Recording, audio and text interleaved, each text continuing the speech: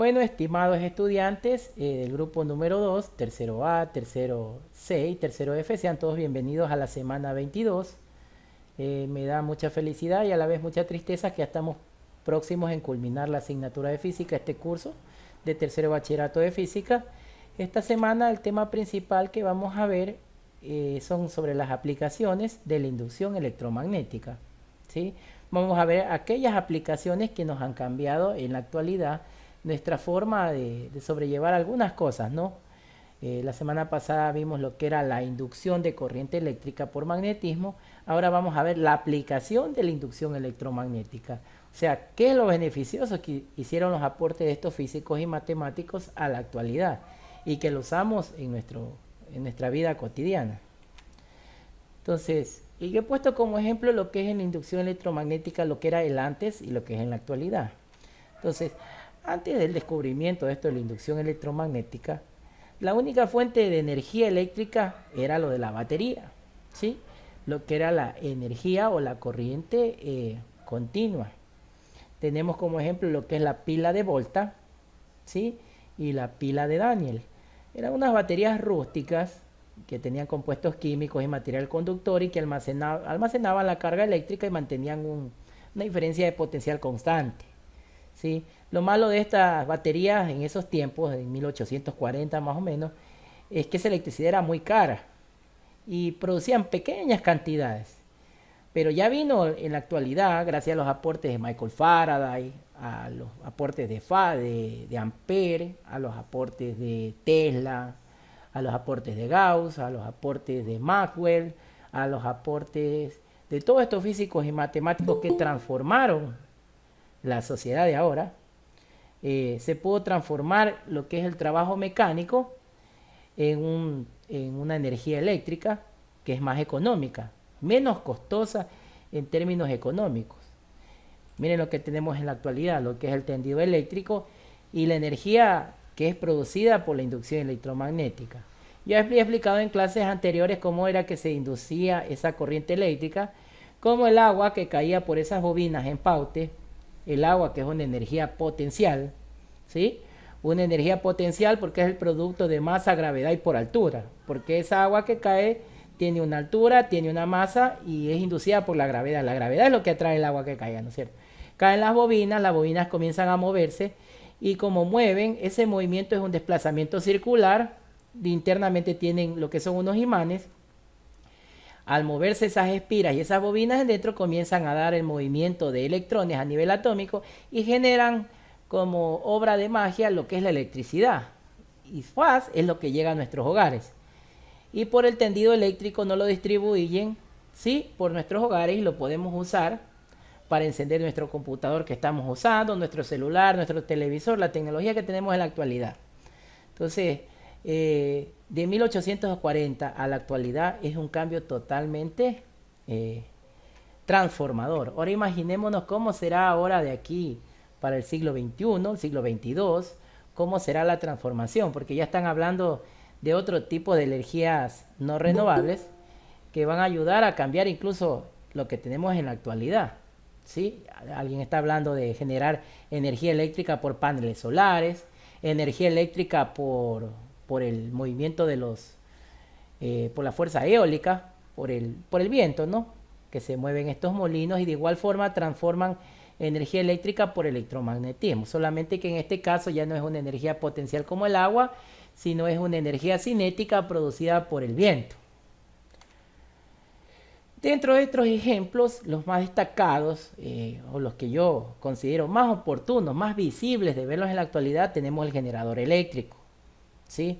¿Quién no ha visto un generador eléctrico en el tiempo de Sixto, en el tiempo de Rodrigo Borja, cuando habían los cortes de luz, la racionalización de luz? Porque Paute, los caudales de agua siempre disminuían para estas fechas, Navidad, y nos disminuía la corriente eléctrica y nos cortaban el servicio eléctrico. ¿Qué tocaba?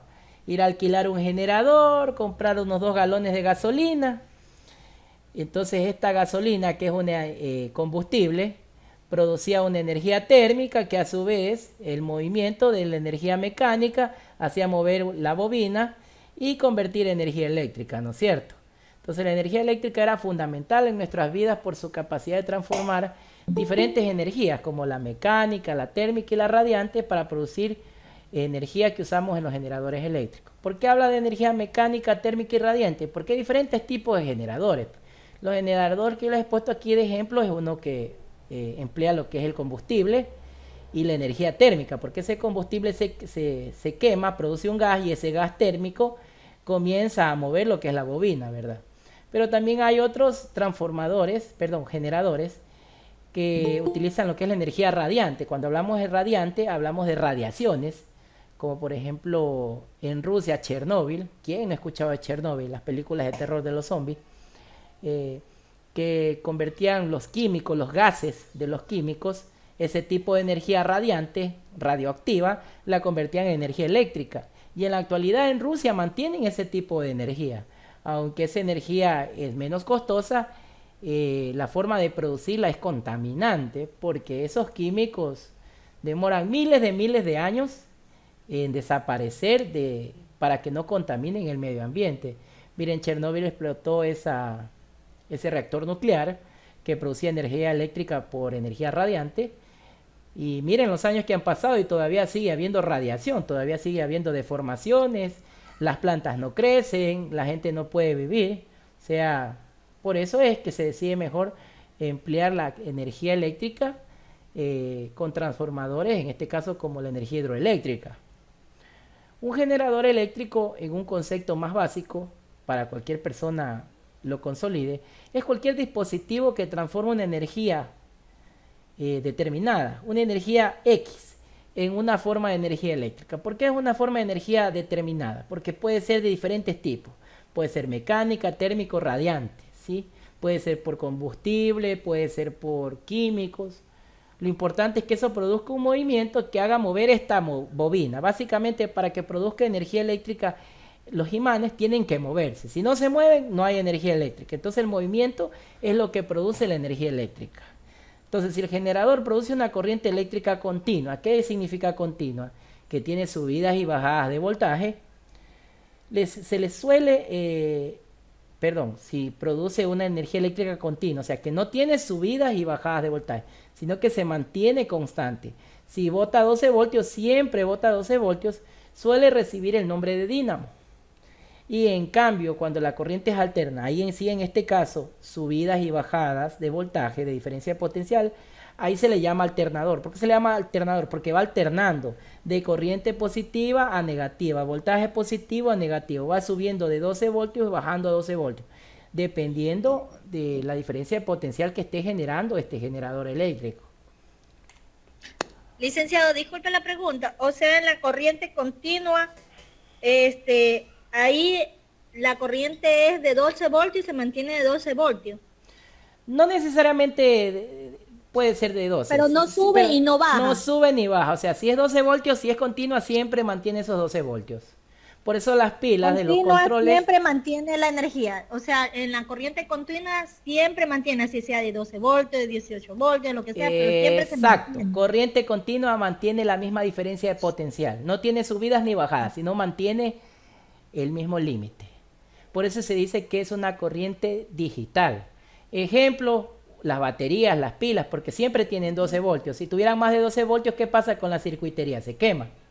O necesitarían esos dispositivos que utilizan esa corriente continua, tener resistencias y tener capacitores para que cojan esa carga en exceso y la distribuyan por el circuito electrónico. En este caso debería tener resistencias, capacitores. Pero en este caso no se necesita tanto porque es una corriente continua, es una corriente más pura. Pero es más costosa de poderla generar, ¿sí? Porque se la produce con químicos. Entonces eso era el antes.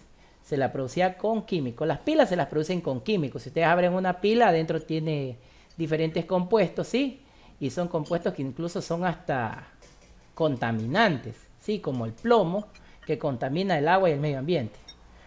En cambio, la corriente alterna, ¿sí? Que produce el alternador, es una corriente que sube y baja, pero es una corriente más económica y menos contaminante, ¿sí? Prácticamente no tiene contaminación. Aunque la semana que viene vamos a ver la teoría de Maxwell, vamos a ver las transformaciones de Maxwell, donde él va a hacer un resumen de la ley de Faraday, de la ley de Ampere y la ley de hoy día de Weber, y se van a dar cuenta que incluso la corriente alterna produce algo que se llama radiación eléctrica o radiación electromagnética, que también produce consecuencias. Por eso esos que vivan debajo de esas antenas gigantescas de radio, con el tiempo tienen a haber consecuencias. Sí, por eso las antenas de los canales de televisión o las antenas de radio siempre están afuera de la ciudad o en los edificios más altos para evitar la contaminación de la radiación electromagnética. Vamos a continuar. Bueno, ya habíamos visto un ejemplo básico, lo Profe. que era la... Profe, una preguntita, profesor, disculpe la pregunta. Cuéntame.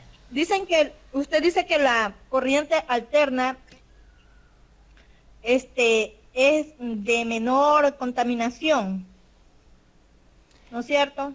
Más que de menor contaminación, es de menor costo para producirla. Y sí se puede decir que es menos contaminante porque no se necesita de químicos o de otro tipo de transformaciones de energía para convertirla. Porque ¿cómo se genera la corriente alterna? Por electromagnetismo, ¿no es cierto? Los imanes se mueven, ¿no es cierto? Y esos imanes al moverse comienzan a absorber carga eléctrica, lo que son electrones, y producen la carga eléctrica. En cambio, con la corriente continua, ¿qué pasa? Las baterías. Toca utilizar químicos para que produzcan esa reacción y generen esa electricidad. Por eso es un poco más económica y menos contaminante. Pero también es contaminante. Profe, Ajá. profe, Te escucho, dime. ¿y a qué se refiere inverter en energía y alta eficiencia en energía? Inverter. Bueno, inverter es un término que utilizan en electrónica. Esos son en las pantallas. Siempre el inverter lo que trata es de transformar la energía y cambiar la polaridad, por lo que algunas pantallas de celulares, pantallas de monitores o pantallas trabajan con un inverter debajo para convertir esa energía, porque necesitan mantenerla con un voltaje continuo. Y la corriente que nosotros recibimos en nuestro hogar es alterna. Entonces, lo que hace el inverter es convertir una energía alterna en continua. ¿Sí me explico? Por ejemplo, nosotros recibimos en la toma de luz una corriente alterna, ¿verdad? Que sube y baja. Pero nuestro computador no necesita una corriente alterna, necesita dentro de la circuitería una corriente continua, ¿verdad? Entonces, para mantener esta corriente continua, nace lo que es el inverter, que invierte y convierte la energía de una corriente alterna a una corriente continua. Si no, ese monitor te estuviera de tu pantalla, estuviera aumentando la luminosidad o disminuyendo la luminosidad. No. Me preguntaron una pregunta que... Bueno, vamos a continuar la clase porque parece que alguien le estoy escuchando ahí que está conversando sobre el tema del inverter. Pero bueno, la semana que viene, si quiere, conversamos más a fondo de lo que es el inverter. Pero esas son cosas de electrónica, no tanto de física. Estaba hablando del alternador, que era otro de los ejemplos de las aplicaciones de lo que es la inducción electromagnética. El alternador básicamente consiste en su interior de una espira plana que hace girar mecánicamente una velocidad angular. Cuando hablamos de una espira, yo les decía que eran esos hilos conductores que formaban una especie de circunferencia, ¿no?, dentro de la masa de la bobina. ¿Y por qué hablamos de una velocidad angular? Porque está girando constantemente en radianes por segundo. Entonces, si está Son de cobre. Entonces, si 4 radianes por segundo sigue manteniéndose. Y como se mantiene en un movimiento circular uniforme, no es variado, sino circular uniforme, tiene también un campo magnético uniforme, que es representado por la letra griega beta, y es creado por imanes permanentes, que están fijos, ¿sí? Entonces, dependiendo de las cantidades de espiras que tenga ese alternador, esa bobina va a producir mayor corriente o menor corriente. Entonces, masas que tengan mayores espiras forman unas solenoides gigantescas y van a producir mayor corriente eléctrica de mayor amperaje. Estos extremos de estas espiras están conectados a unos anillos A que giran solidariamente con la espira en un circuito externo para acoplarse a otros anillos mediante escobillas E. ¿Por qué están estos anillos externamente? Si nosotros dejáramos las espiras dentro de ese alternador dentro de esa masa, los imanes comenzarían a girar, ¿verdad? Pero se pegarían en los imanes, pues cada uno de esas polaridades. Entonces para eso necesita estar en un eje, en un centro, y ese eje son los anillos A y E, para mantener la espira en un lugar ubicado para que la atracción y repulsión de los imanes haga que empiece a girar esas espiras. Si no hubiera esos anillos, la espira no se movería, sino se pegarían a los imanes y se quedarían estáticos y no hubiera inducción electromagnética. Entonces, esos anillos son clave de ese eje para que empiece a rotar y continúe esa acción de atracción, repulsión, atracción, repulsión, atracción, repulsión, y comience a ver ese desplazamiento angular. Ahora, a medida que la espira gira en ese campo magnético, va a aparecer lo que se llama un concepto nuevo, el concepto de esta semana, que es el flujo magnético, que atraviesa y varía. Por lo tanto, se induce una FEN. ¿Qué es una FEN? Es una fuerza electromotriz en la espira, que hace circular una corriente eléctrica en el circuito exterior. Claro, esto comienza a girar y por este extremo de acá, ¿qué pasa? Comienza a salir la corriente eléctrica. Entonces, esa corriente eléctrica es producida por un flujo magnético continuo. Ese flujo magnético, el sistema internacional tiene una unidad de medida, ¿sí? Que es el Weber. Ya vamos a ver más adelante en honor a quién es que se le puso ese nombre del Weber y por qué el flujo magnético es otra magnitud vectorial que aparece dentro de la inducción del electromagnetismo. Porque sabemos que dentro de todo motor o del alternador o de todo circuito producido de inducción electromagnética, existe lo que es el campo magnético, el campo eléctrico, existe una superficie, existe un movimiento angular. O sea, son muchas magnitudes que se experimentan en ese fenómeno físico. Luego tenemos lo que es la fuerza electromotriz. La fuerza electromotriz es una energía proveniente de cualquier fuente, medio dispositivo que suministre corriente eléctrica. En español, todo dispositivo que produzca corriente eléctrica, ¿sí?, tiene una fuerza electromotriz en su interior. ¿Por qué? Porque debe tener básicamente en su interior lo que es una espira, una solenoide y unos imanes que comiencen a girar. Esos imanes que empiezan a girar, esas solenoides, van a formar una área que se representa con la letra S, ¿sí?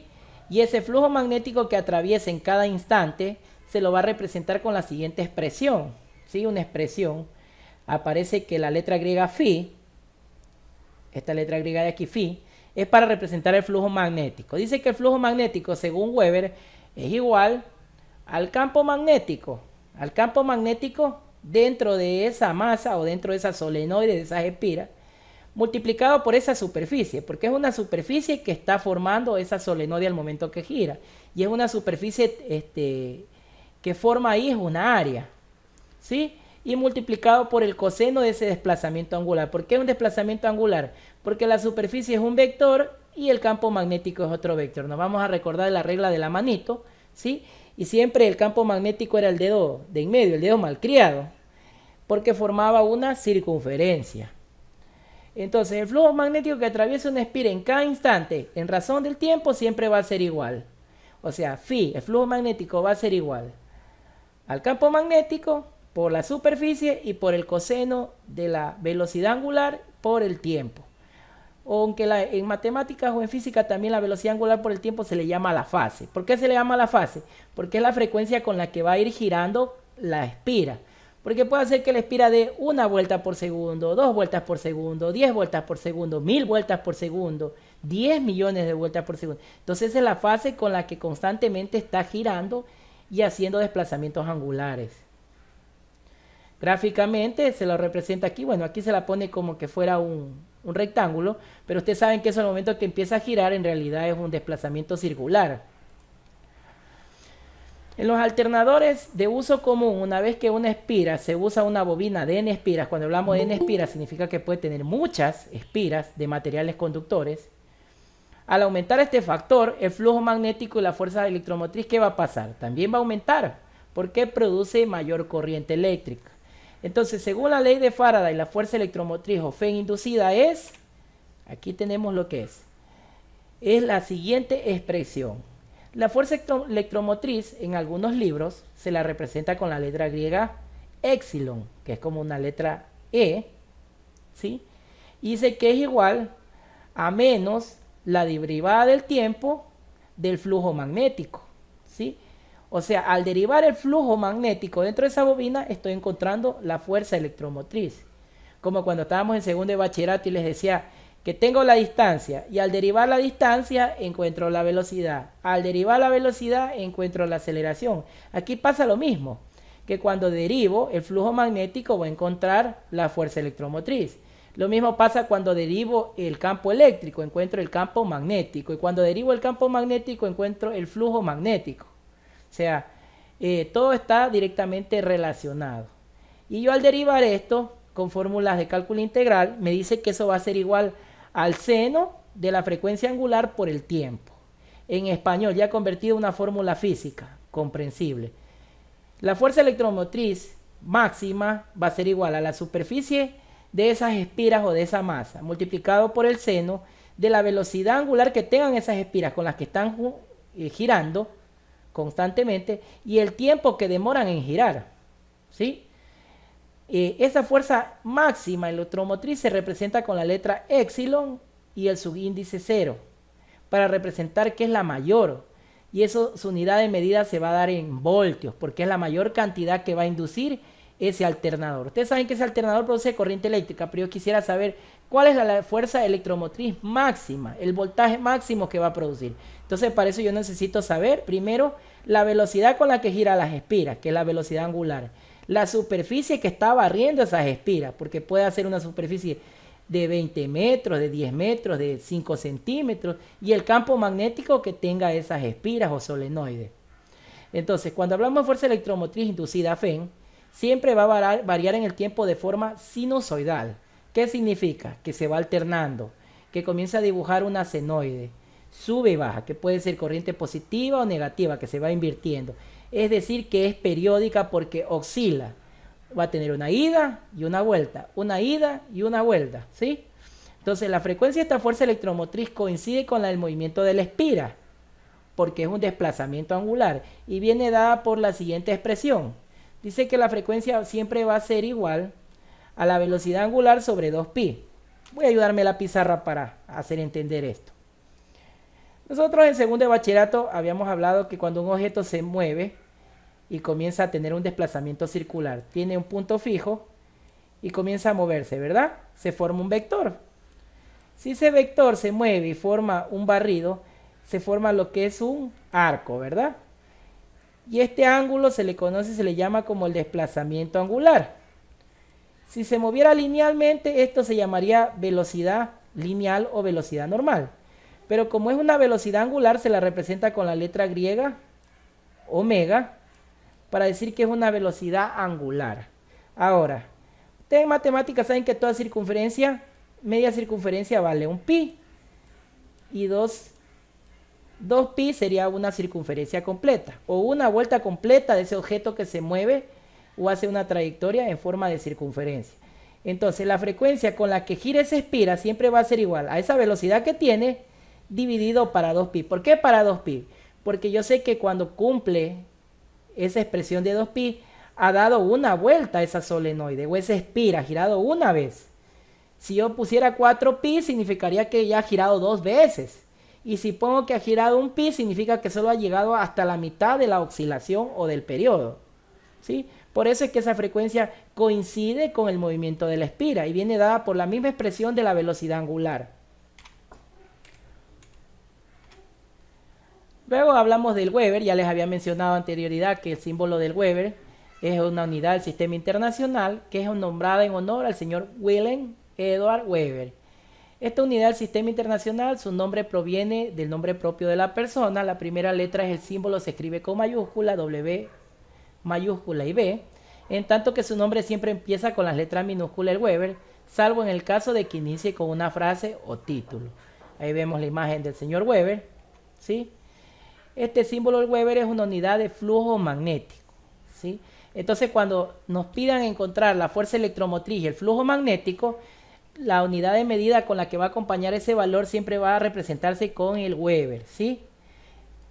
¿Y qué es el Weber en sí? Es cuando el flujo magnético que atraviesa el circuito de una sola espira produce una fuerza de 1 voltio si se anula dicho flujo en 1 segundo por decrecimiento uniforme. ¿Qué quiere decir? Digamos que tengo un alternador que solo tiene una sola espira, un solo hilo. Y si ese hilo al girar constantemente produce 1 voltio en 1 segundo, estamos hablando de que eso es 1 Weber. Entonces los alternadores y los motores eléctricos, dependiendo de su capacidad de Weber que tengan, ahí se va a saber cuál es el flujo magnético o la corriente que pueden producir. Y se puede hacer conversiones entre Weber, ¿sí?, y el flujo magnético que produce este alternador. El flujo magnético, para calcularlo en una bobina, está representado por la siguiente expresión. Dice que el flujo magnético phi va a ser igual a n, que es el número de espiras, multiplicado por el campo magnético, que es la letra griega B, multiplicado por el área, ¿sí?, o por la superficie, que está en metros al cuadrado, y por el coseno de la velocidad angular por el tiempo, o por el coseno de la fase. ¿Qué es la fase? Es cuántas veces está periódicamente oscilando esa espira. Bueno, vamos a dejar un poco lo que es la física y vamos ya a basarnos en los ejemplos de esto de la inducción electromagnética. ¿Qué es lo que nos ayudó? Todas estas fórmulas de física que hemos visto y todos estos conceptos que hemos visto de Faraday, de Ampère, de Weber. ¿Cuáles son sus aportes a la actualidad? Entonces, básicamente yo he puesto lo que ven en la siguiente diapositiva. Los ejemplos de inducción electromagnética, los aportes más claros son la brújula, el timbre, la guitarra eléctrica, el motor eléctrico, el electroimán y el transformador. ¿Quién no ha ido por la calle y no ha visto en un poste de luz un transformador? ¿O quién no ha visto un vehículo que tiene un motor eléctrico? Por ejemplo, los que son electricistas han de haber visto motores eléctricos, o los que trabajan en la empresa eléctrica, ¿no? Entonces, son ejemplos de lo que es la inducción electromagnética. Aunque existen muchos más ejemplos de estos, pero yo creo que estos son los más concretos y los más fáciles de recordar. Vamos a repetirlos de nuevo para que les quede en su cabecita. El primer ejemplo es la brújula, que es un objeto muy antiguo, pero ¿para qué sirve? Para poder ubicarnos geográficamente y para que apunte al norte y al sur, al este y al oeste. El timbre, que es un objeto de uso cotidiano, que básicamente la corriente eléctrica viaja por un electroimán que mueve un martillo, interrumpe la corriente y por eso produce un sonido cuando presionamos el pulsador y comienza a sonar y sabemos que alguien nos está llamando. La guitarra eléctrica, que es un instrumento que puede ser utilizado por todos y es conocido por la mayoría de personas.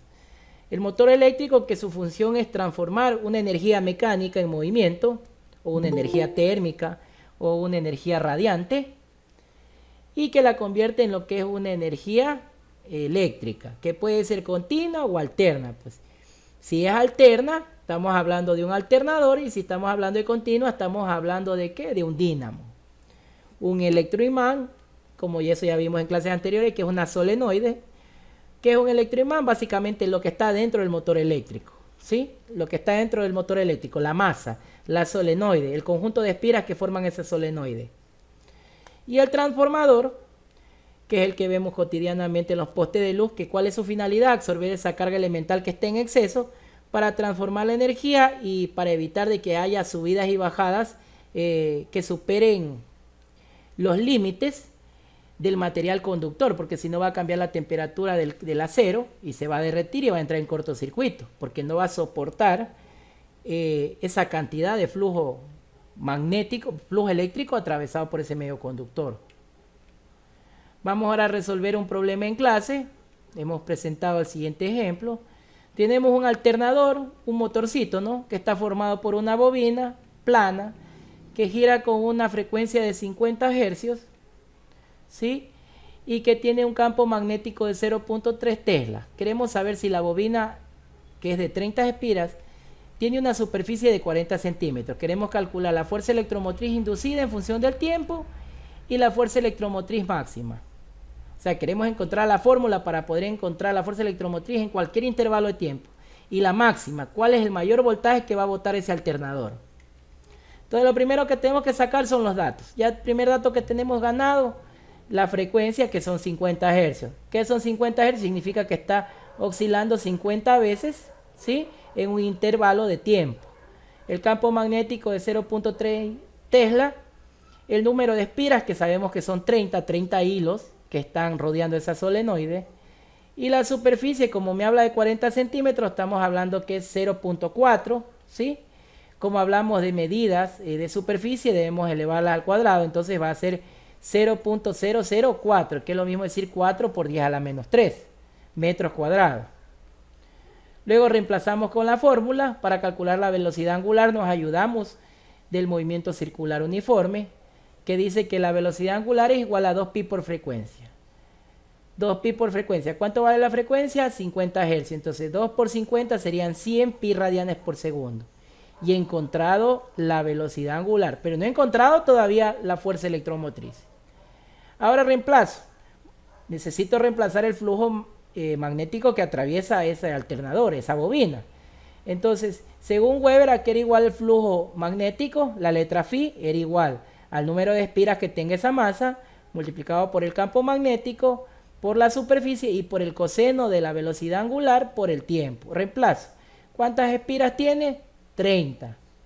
Por el campo magnético, 0.3 Tesla. Por la superficie, que son 4 por 10 a la menos 3 metros cuadrados. Y por el coseno de la velocidad angular por el tiempo. ¿Cuánto me salió la velocidad angular? 100 pi. Sería coseno de 100 pi por tiempo. Y nos sale que el flujo magnético de esa bobina o de ese alternador va a ser de 3.6 por 10 a la menos 2 coseno de 100 pi por tiempo. Y eso está en unidades de Weber. Entonces, si yo quisiera encontrar cuántos Weber produce en un segundo, pues simplemente reemplazo T por un segundo y multiplico todita esta fórmula. Y voy a saber cuántos Weber produce en un segundo. Si quiero saber en 100 segundos, pues pongo 100 aquí donde dice T y reemplazo el tiempo con 100 y voy a saber cuántos Weber ha producido en 100 segundos. ¿Cuál es el flujo magnético de esa bobina? Luego voy a encontrar la fuerza electromotriz inducida con la fórmula dada por el mismo señor Weber, que hablaba que la fuerza electromotriz epsilon es igual a menos la derivación del tiempo del flujo magnético representado por phi. En otras palabras, es igual al número de espiras por el campo magnético, por la superficie, por la velocidad angular y por el seno de la velocidad angular por el tiempo. Bueno, en otras palabras, reemplazar cada una de estas variables, entendiendo que cada una de estas variables son estas magnitudes, estas letritas, ¿sí? Reemplazo n, que son el número de espiras, reemplazo b, pero todo esto a su vez vale esto, ¿no es cierto? Reemplazo directamente con este valor, 3.6 por seno de 100 pi t. Pero aquí ya va a cambiar, porque aquí ya estamos encontrando la FEN máxima. Aquí ya nos va a dar la unidad de medida, el voltio. ¿Sí?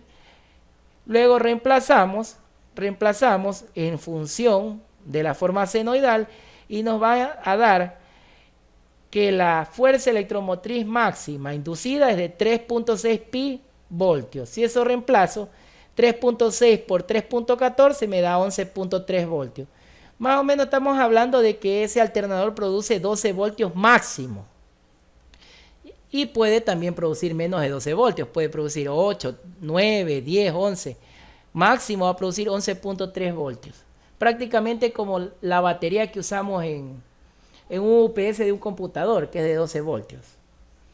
Y mire, con eso hemos resuelto un ejercicio que parecía al inicio sumamente complicado, pero lo único que debemos hacer es primero sacar los datos y luego reemplazar en las fórmulas. Las fórmulas donde sacamos del mismo material contenido científico de flujo magnético y de fuerza electromotriz. Bueno, hasta ahí ha sido la clase de hoy día. Voy a dejar de compartir pantalla para hacer unas pequeñas preguntas y luego cerramos la clase de hoy día, que me imagino que han de estar un poquito cansados.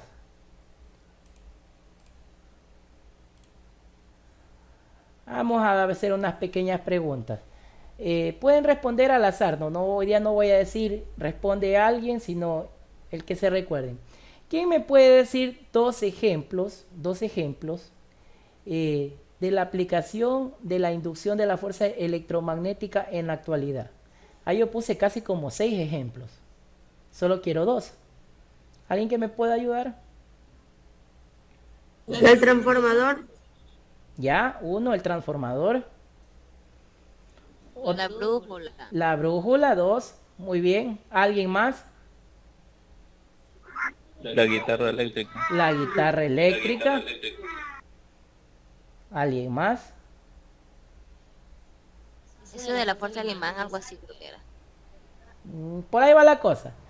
Un electroimán. Un motor eléctrico. Motor eléctrico, muy bien. Así es, muy bien, muy bien. Y vamos a ver. Según el sistema internacional, ¿cuál era la unidad de medida dada para lo que es el flujo magnético?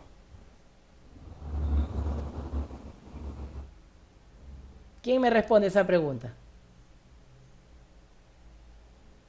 ¿Cuál es la unidad de medida del sistema internacional para el flujo magnético? Empezaba con la letra W. Weber. Eso, muy bien. El flujo magnético para el sistema internacional es el Weber, ¿sí? El flujo magnético es el Weber. A diferencia del campo magnético. El campo magnético vuelta era con Tesla, ¿sí? Recuerden eso. Puede ser que en algunas preguntas de ingreso a la universidad les pongan preguntas de base estructural y les pongan así. ¿Cuál es la unidad de medida del flujo magnético? Y les pongan el Weber, les pongan el Tesla y les pongan el amperio. Ustedes ya saben qué es el Weber. Porque cuando hablamos de flujo magnético estamos hablando de aquella fuerza electromotriz inducida por magnetismo, ¿sí? Es una corriente eléctrica producida por magnetismo. Y una última pregunta. ¿Qué letra griega se utilizaba para representar la fuerza electromotriz? Como la E, algo así. Muy bien, como la letra E, pero es la letra griega Epsilon. Muy bien, te felicito, has estado atenta. La fuerza electromotriz se representa con la letra griega Epsilon y su unidad de medida, ¿sí? Era el voltio, ¿sí? Porque era la fuerza del flujo magnético inducida dentro de un motor, que puede ser un alternador, puede ser una bobina, un motor eléctrico. Bueno, entonces eso es lo más importante que hemos visto de la aplicación del flujo electromagnético. Les ruego por favor que activen sus cámaras para hacer una captura y vamos a quedar hasta ahí la clase de hoy día.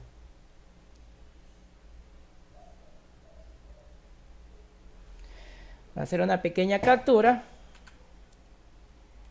Por favor, los que no me hayan entregado todavía evidencias de su portafolio, no se preocupen, todavía están a tiempo, todavía pueden hacerme llegar las evidencias, ¿sí?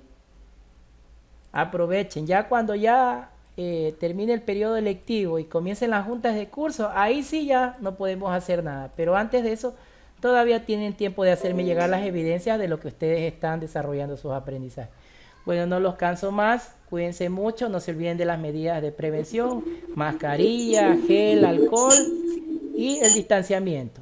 Y en Navidad traten de pasar en familia, no se alboroten saliendo a visitar a todo el mundo, que la familia se resienta, porque va a haber más contagios, ¿sí? Cuídense mucho, hagan el bien y no miren a quién. Chao, chao. Gracias, profe. Bendiciones, compañeros.